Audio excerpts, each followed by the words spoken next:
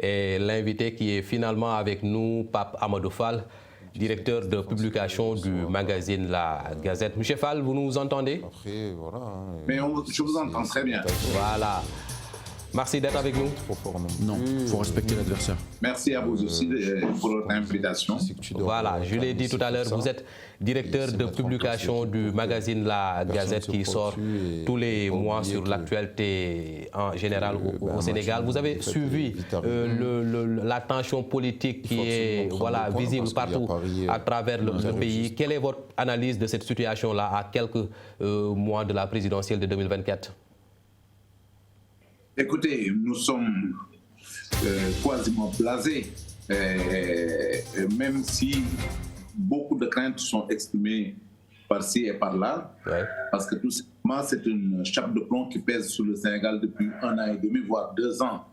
Et cette chape de plomb est liée à l'élection présidentielle qui doit avoir lieu en février 2024.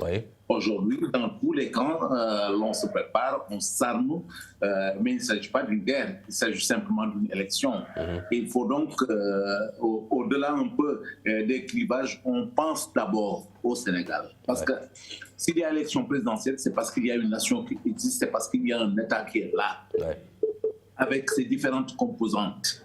Et les différentes composantes doivent être dans une certaine, je dirais, dans une certaine sérénité pour aller peut-être à la conquête des suffrages.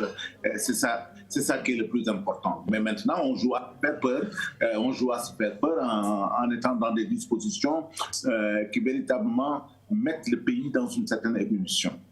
Et alors, quels sont les précédents qui ont abouti à cette situation-là? On a vécu les rapports qui ont épinglé certaines autorités. À chaque fois, les marches et manifestations de l'opposition sont interdites et l'opposition aussi qui ne rate pas l'occasion pour s'attaquer au pouvoir. Si on devait situer les responsabilités, elles se situent à quel niveau? On parlera d'abord de gouvernance politique.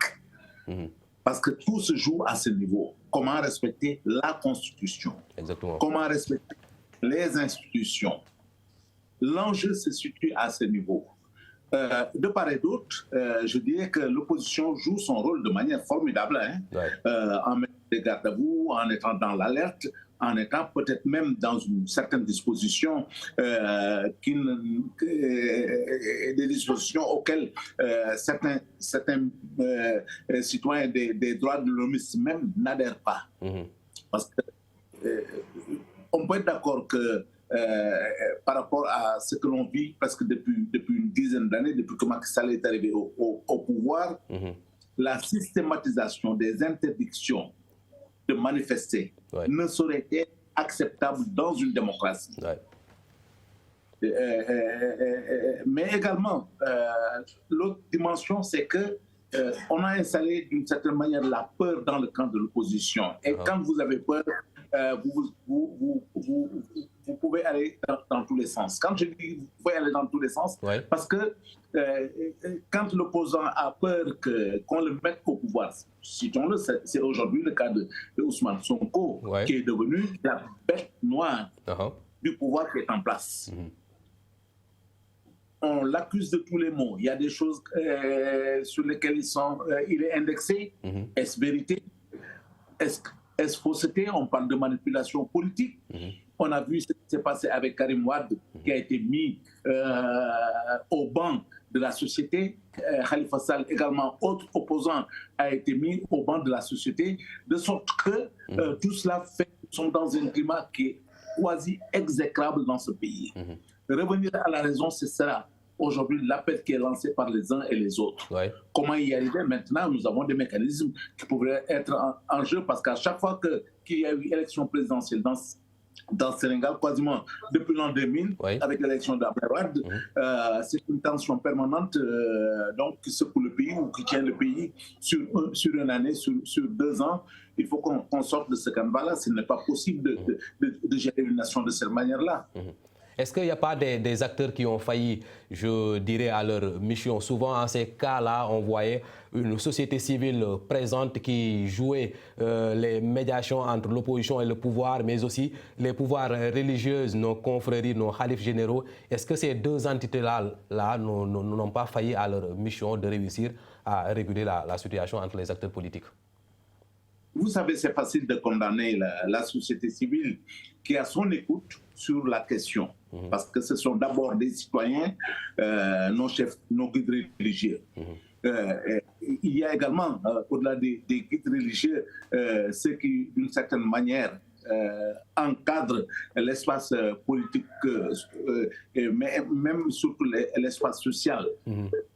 Tout cela essaie de jouer le rôle de la meilleure des manières en lançant des alertes, en rencontrant les différents camps, je dirais le pouvoir et l'opposition. Combien de fois le président de la République, Macky Sall, est allé voir des guides religieux, il les a reçus également pour discuter avec eux, pour que l'on soit dans la sérénité.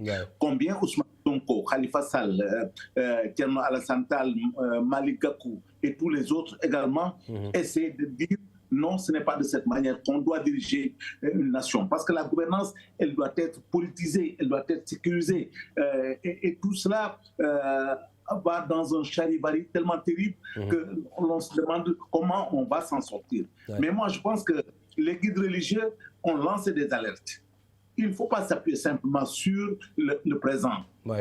Il y a quelques mois, avant les élections locales de l'année dernière, de 2021, les élections législatives de juillet 2022 également, nous avons entendu toutes les alertes qui pouvaient se faire. Nous avons entendu toutes les alertes qui pouvaient se faire. Aujourd'hui, il est temps que l'on puisse peut-être s'arrêter, dire, mais qu'est-ce qui est important au fond? C'est le Sénégal. Le Sénégal est dessus de n'importe quel acteur politique aujourd'hui. Si on brûle le Sénégal, dans quoi allons-nous nous retrouver? Et qu'est-ce qui sera peut-être à disposition pour parler de gouvernance? En ce moment, tout sera à feu et à flamme. Et à feu et à flamme, nous avons déjà connu cela. Regardons ce qu'il y a autour de nous simplement. Et les manifestations qu'il y a eu en 2021 avec les 14 morts que ce pays a connus. Je pense qu'il est temps que les acteurs politiques s'écoutent et surtout nous écoutent, nous, les citoyens. Alors, on va rester sur ce chapitre des responsabilités. Est-ce que nous autres, aussi acteurs de la presse, nous n'avons pas failli, nous ne nous sommes pas laissés emporter dans ce calendrier politique-là, alors que les véritables questions de l'heure sont toujours l'emploi, la pauvreté, la cherté de la vie, entre autres? Nous n'avons pas fait le jeu des acteurs politiques. Je parlais tout à l'heure avec, et je vais le citer, Abdoulaye Thiam, qui est aujourd'hui le représentant de l'Union parlementaire francophone au Sénégal pour la presse. Exactement. Un confrère que je connais depuis presque plus de 40 ans. C'est lui aujourd'hui qui dirige une instance, qui doit être une instance de régulation, comme le Corée est une instance de régulation. Certains parmi nous ont failli. Disons-le tout net, et se reprendre sur ce plan-là, parce que la presse ne peut pas avoir un rôle d'incendiaire. Ceux qui jouent un rôle d'incendiaire, nous avons vu ce qui est arrivé au Rwanda.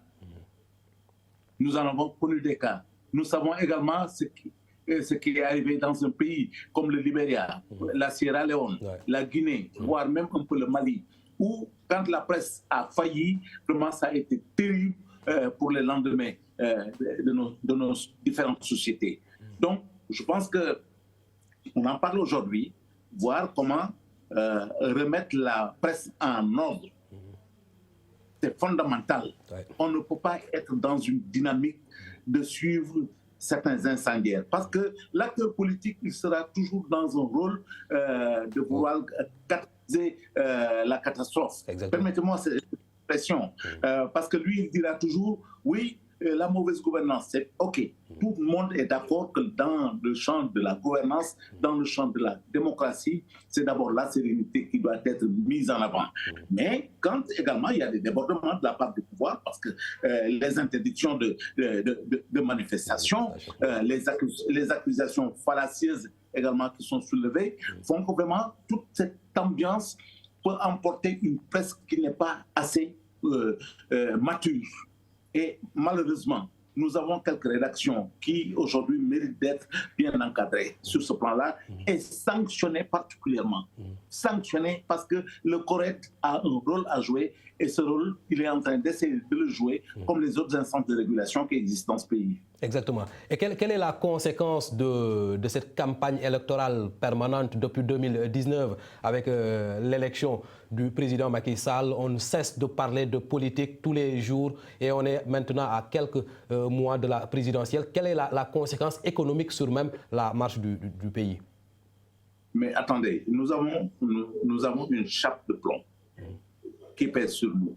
Je dis l'ensemble de la société sénégalaise.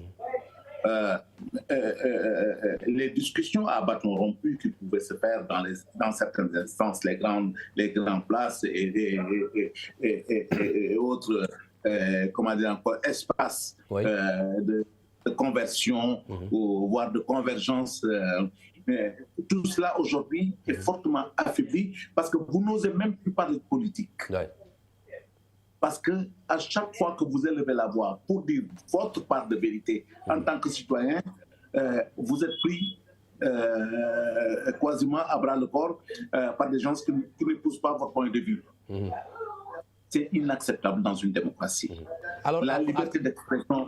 Oui, alors qu'à côté, il y a un Sénégal qui marche. Il y a le gouvernement qui fait tous les jours des actions. On a connu l'augmentation des salaires de la fonction publique, les enseignants, d'autres corps de la fonction publique. On a connu des infrastructures qui sont inaugurées. Ce Sénégal-là qui marche, qui n'est pas porté à la connaissance des populations sénégalaises. Comment est-ce que vous voyez cela? On ne peut pas parler de Sénégal à deux vitesses. Je suis désolé. Le gouvernement qui est en place, le président de la République qui est élu, est dans son rôle. Il a un travail à faire pour satisfaire les populations. Les infrastructures qui sont mises en place, comment dire encore, la bourse universelle pour soulager les populations les plus pauvres, le maillage du territoire qui va dans le sens de mettre en place des infrastructures routières. Sur le plan économique, nous sommes dans une zone extrêmement trouble, parce qu'avec la Covid, le Sénégal, à l'instar des pays les plus pauvres, et nous en faisons partie. Nous faisons partie des pays les plus pauvres. Exactement, on le dit souvent. Nous sommes malheureusement impactés et très négativement. Nous avons vu cet impact avec la guerre russo-ukrainienne sur le pouvoir d'achat des populations les plus faibles de manière générale. Exactement. Tout le monde a salué, tout le monde quasiment a salué la démarche de Macky Sall qui est allé voir le président Poutine pour lui dire il faut libérer le blé. Il faut libérer l'engrais. Donc, c'est des dispositions qui sont extrêmement importantes et dont il faut tenir compte. Macky Sall joue son rôle sur ce plan-là. Ce n'est pas la gouvernance matérielle, je me permets ce terme, qui pose problème. C'est peut-être la gouvernance immatérielle qui pose problème. La justice sociale surtout. C'est dans cette dimension que peut-être ceux qui veulent le confondre jouent allègrement en disant que oui, par rapport à la tenue du pays, par rapport à la justice, l'équité dont il faut faire preuve, tout cela fait que la gouvernance de Macky Sall est remise en cause. Mais je pense qu'il s'agit d'être serein. Il y a le Macky Sall qui a été élu, qui a été élu pour satisfaire les Sénégalais. Sur certains plans, on peut dire oui, il est en train de bien faire sa mission. Ce n'est pas en interrogeant, en interpellant le travail qu'il fait qu'on peut lui trouver des teignes dans la tête. Mais c'est par rapport à sa relation avec le politique, parce que la crainte suprême, c'est il a mis Khalifa Sall en prison, il a mis Karim Wade en prison, il va mettre Ousmane Sonko en prison. Les choses tournent autour de ça. Exactement. Et quand on fait véritablement la part des choses pour dire la vérité, c'est la sérénité qui nous manque. Ousmane Sonko, moi je le dis de manière ouverte, qu'est-ce qui l'empêche d'aller répondre au tribunal? Si les juges ne font pas leur travail correctement, mais chaque Sénégalais est là pour analyser, pour dire on ne laissera pas faire. Exactement.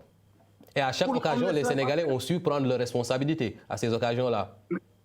Mais j'espère que la dynamique qui est bien enclenchée pour, en tout cas, éteindre l'histoire sur Beauty avec Mademoiselle Adissar ou Madame Adissar, cette accusation de viol, il faut qu'on réponde à cela. Exactement.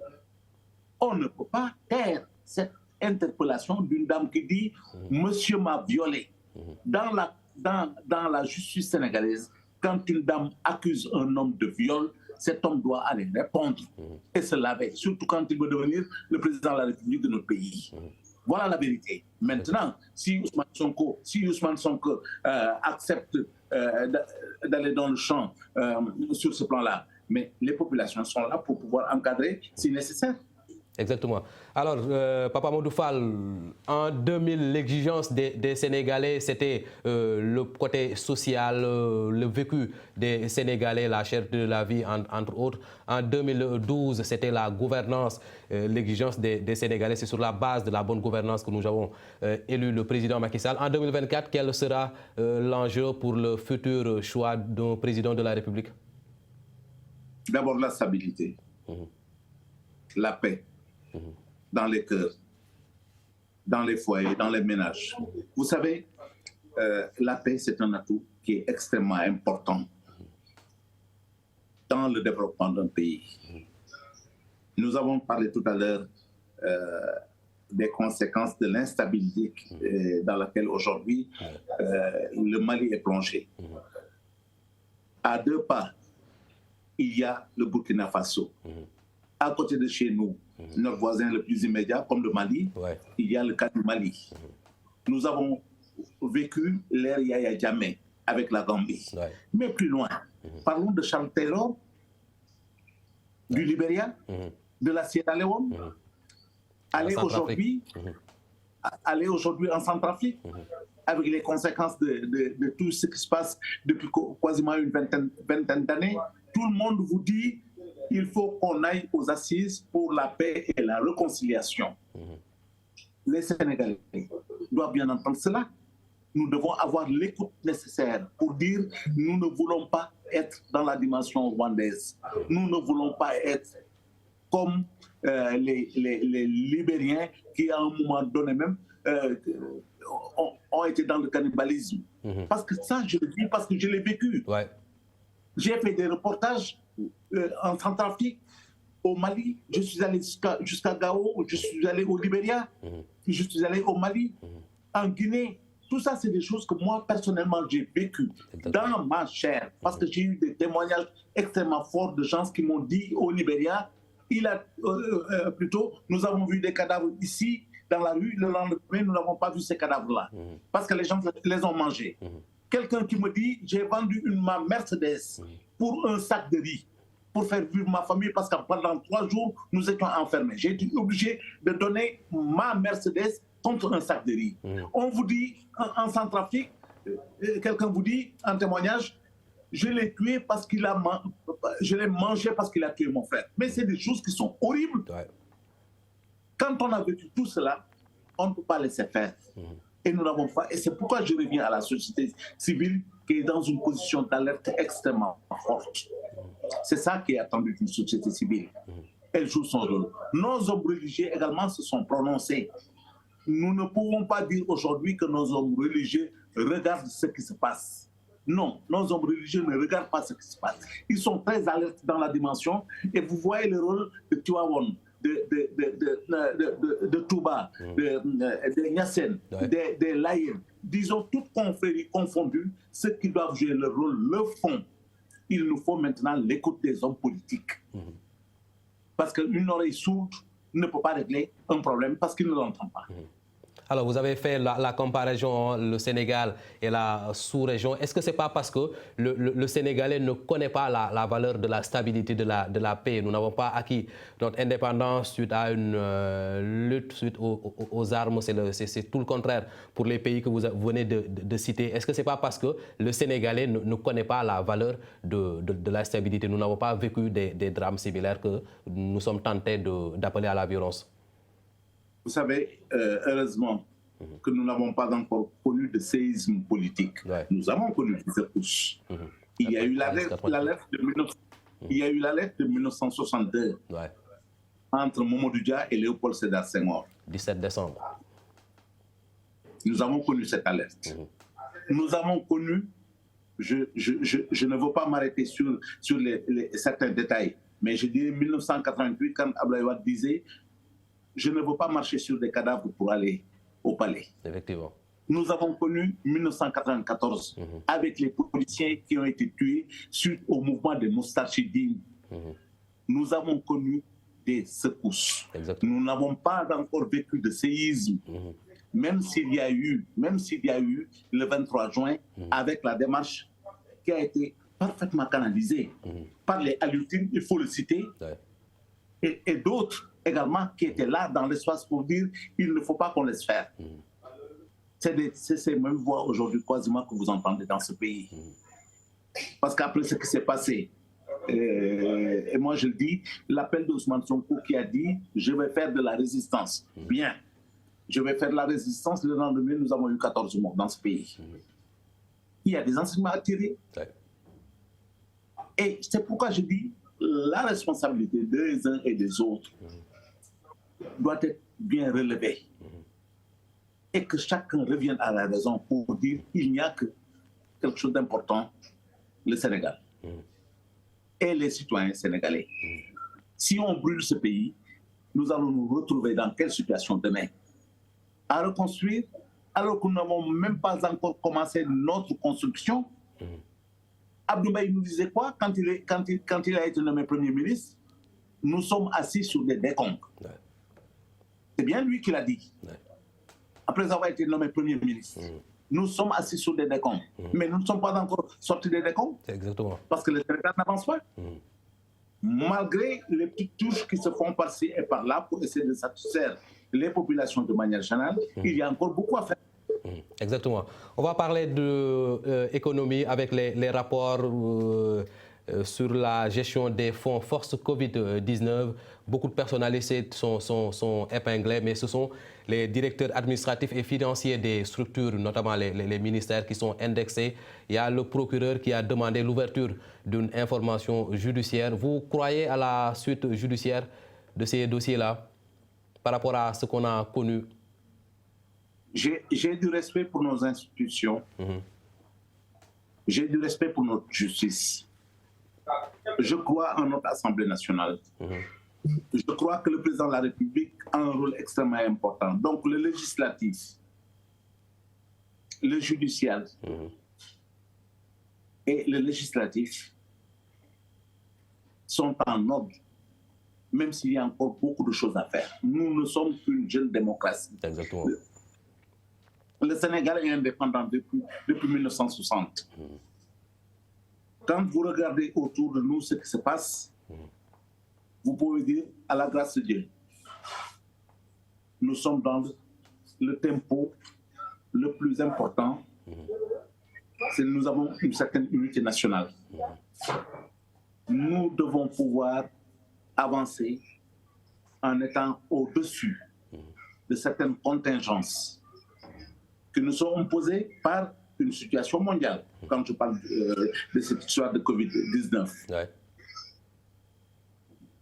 Tous les pays, même les plus nantis aujourd'hui, ne peuvent satisfaire la demande des populations. J'étais un coup d'œil du côté des États-Unis, du Brésil, de la France, voire d'autres pays. Et je ne parle pas de ceux qui sont à côté de nous, avec qui nous partageons quasiment le même sort. Et c'est là également l'occasion de dire que la CEDEAO, l'Union africaine, essaie d'améliorer la situation. de la gouvernance politique dans nos différents espaces. Tout ceci mérite d'être bien pris en compte pour dire que si les Sénégalais reviennent à la raison, ou en tout cas certains hommes politiques reviennent à la raison, on peut bien régler les choses de la manière la plus sénégalaise qui soit, parce que ce type d'alerte, nous l'avons connu en 2000, nous l'avons connu en 2012, nous le connaissons aujourd'hui parce que la chape de plomb pèse depuis 2 ans, voire 2 ans et demi. Depuis que Macky Sall a été élu président de la République pour son 2e mandat, on s'en sort. Exactement. Parce que les contestations fusent de partout. Effectivement. Jusqu'à quand? Jusqu'à quand? Effectivement. Et vous avez introduit l'international, vous avez parlé de la CEDEAO, de l'Union africaine. On va parler de cette visite de Marine Le Pen récemment au Sénégal, avec ce sentiment anti-français que l'on connaît au Mali, au Burkina, en Guinée. Est-ce que ce n'est pas parce que cette deuxième personnalité arrivée 2e à la présidentielle en France, ce n'était pas l'objet de sa visite au Sénégal pour une opération de charme? Vous savez, elle peut multiplier les opérations de charme, Marine Le Pen. Ce sont ces déclarations qui sont importantes. Elle n'aime pas les Africains. Alors, venir nous faire du charme, oui, j'ai dit, par courtoisie. C'est pas du nationalisme aussi? Mais attendez, vous savez, Marine Le Pen a été suffisamment caricaturée comme elle a caricaturé les Africains de manière générale. Exactement. C'est pourquoi je dis, elle ne nous aime pas. Elle joue des cartes électoralistes sur lesquelles, je dis, aucun Africain aujourd'hui, en tout cas les Africains qui sont conscients et dignes, ne peuvent accepter cette manière d'être avec l'humain. Le noir est digne. Qu'est-ce que disait James Brown? I'm black and proud. Yeah. Je m'en arrête là. Voilà. Et le bilan du président Macky Sall à la tête de l'Union africaine, vous avez dit tout à l'heure, fait remarquer sa participation dans cette guerre russo-ukrainienne avec l'appel à libérer ces céréales-là qui devraient parvenir à l'Afrique. Comment est-ce que vous appréciez son mandat à la tête de l'Union africaine? La vision a été très belle. Et nous retiendrons ce qui s'est passé il y a quelques jours à Dakar. Ce sommet Nourrir l'Afrique. Ouais. Ce 2e sommet même, Nourrir l'Afrique, qui a drainé un monde fou et qui a été un moment véritablement de plébiscite. Ce n'est pas un vœu pieux. Depuis 2000, on connaît cela avec Gowana, Reva, les domaines agricoles communautaires. Ce n'est pas juste des effets d'annonce? Non, ce ne sont pas des effets d'annonce parce que quand vous diagnostiquez les actions qui sont mises en avant pour ce qui concerne l'agriculture de manière générale, vous vous rendez compte qu'il y a beaucoup d'efforts qui ont été faits pour faire du paysan un ouvrier agricole indépendant. Indépendant. C'est efficace actuellement? Il s'agit de rester serein sur ce plan-là. Parce que, comme je vous disais tout à l'heure, que la vision que porte le président de la République mérite un certain suivi. Le monde rural change, et change beaucoup, même s'il y a énormément de demandes, parce que dans la gestion du foncier, on pourra remettre en cause beaucoup de choses. Ouais. Mais la prochaine loi, la loi agro-silvopastorale, LOAPS, qui va être révisée parce qu'elle a fait 20 ans, qui va être révisée l'année prochaine. Moi, j'ai eu l'avantage de rencontrer le président du Conseil national des cadres et le président du Conseil national des ruraux, le CNCR, Najirou Sall, qui nous a fait part des attentes du monde rural sur ce plan-là. Donc, je pense que l'écoute aujourd'hui, que cette fêtière, cette organisation qui englobe presque tout le monde rural, a eu auprès de l'autorité, le président de la République, permet de dire que de bonnes avancées ont été faites. Maintenant, on ne peut pas se satisfaire de l'existant. Il y a encore énormément à faire et sur ce plan-là, nous restons en alerte comme dans d'autres domaines. D'accord. En 2 minutes, on va parler de la Coupe du Monde des clubs. Vous revenez du Maroc, vous avez couvert cette compétition-là. Qu'est-ce qu'on peut retenir, Papa Amadou Fall? Ce ne sont pas les matchs de football qui nous intéressent particulièrement, parce que c'est vrai, nous avons eu 2 équipes africaines dans cette Coupe du Monde. L'équipe égyptienne d'Al Hilal, mais également le Wydad de Casablanca, qui ont joué le rôle. Malheureusement, le Wydad qui accueillait quasiment la compétition, parce qu'organisé au Maroc a été éliminé dès son entrée par l'équipe saoudienne qui est arrivée en finale. Moi, je n'ai pas sur cet aspect-là. Ce qui nous intéresse, nous, en tant qu'Africains, c'est par rapport au choix qui devait être fait pour la prochaine Coupe d'Afrique des Nations qui va se dérouler en 2025. Et à ce niveau, il y a beaucoup d'interrogations. Il y a beaucoup d'interrogations, parce que les interrogations vont dans le sens où la Confédération africaine de football avait retenu de choisir le pays organisateur le 10 février 2023. Un communiqué de la CAF a été sorti au mois d'octobre, le 22 octobre, par rapport à ce choix qui devait être fait. Malheureusement, le président sud-africain Motsepe est arrivé au Maroc et a surpris son monde en disant qu'il n'était pas au courant d'un choix qui devait se faire le 10 février 2022. Et les journalistes lui ont pris le communiqué qui a été fait par la CAF. Et pourtant, ce sont vos instances qui ont annoncé que ce choix devait être fait le 10 février. Exactement. Mais nous sommes restés sur notre fin. Les candidatures, je pense qu'il n'y a pas besoin de les rappeler, mais je vous dirais qu'il y a le Maroc qui est en jeu, il y a l'Algérie qui est en jeu, il y a la candidature entre le Bénin et le Nigeria. Nous avons également une candidature de la Zambie. Parce que dès lors que l'on a éliminé la Guinée qui devait organiser la compétition, qu'est-ce qui pouvait se passer? C'est un choix donc que l'on attend, parce que 2025, c'est demain. Le Maroc est bien placé pour remporter cela. Vous avez dit quoi? Le Maroc qui est bien placé en termes d'infrastructure, en termes de capacité organisationnelle pour abriter cette compétition-là. Alors, c'est la 3e fois que le Maroc organise la Coupe du Monde des clubs de mondialité. Et nous avons eu l'avantage, nous les journalistes qui avons été invités, nous étions autour de 124 venus de tous les coins du monde, 124 journalistes.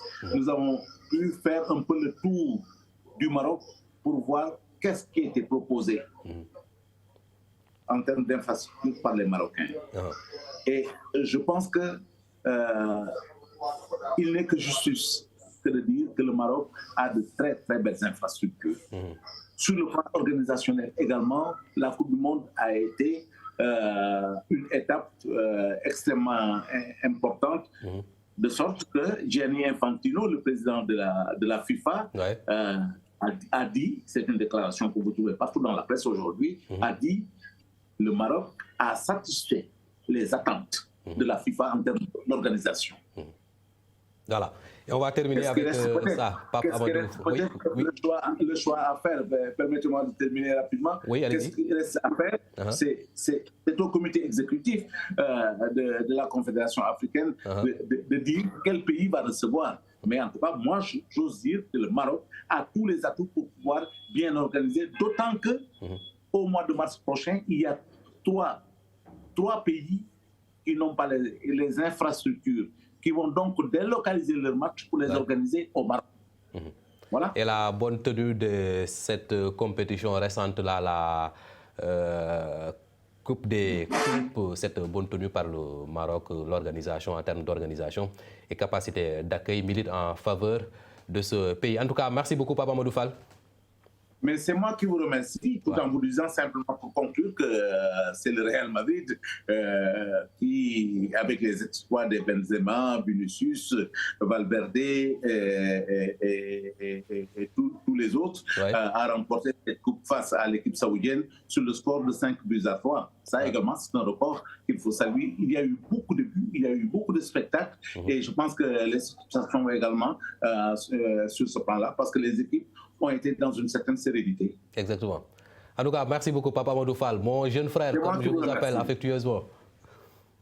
Mais parce que nous sommes ensemble, Khalifa. Exactement. Et je ne peux que vous encourager parce que vous êtes en train de faire votre travail et quand vous faites votre travail, vous grandissez. Voilà. Merci. C'est un honneur d'entendre ces encouragements venant d'un doyen comme Pape Amadou Fall, directeur de publication du magazine La Gazette. C'était l'invité dans ce journal, le journal que nous avons eu le plaisir de vous présenter. La suite de nos programmes, c'est avec la focale du jour. Merci de nous avoir suivis à demain 20h. Bonsoir.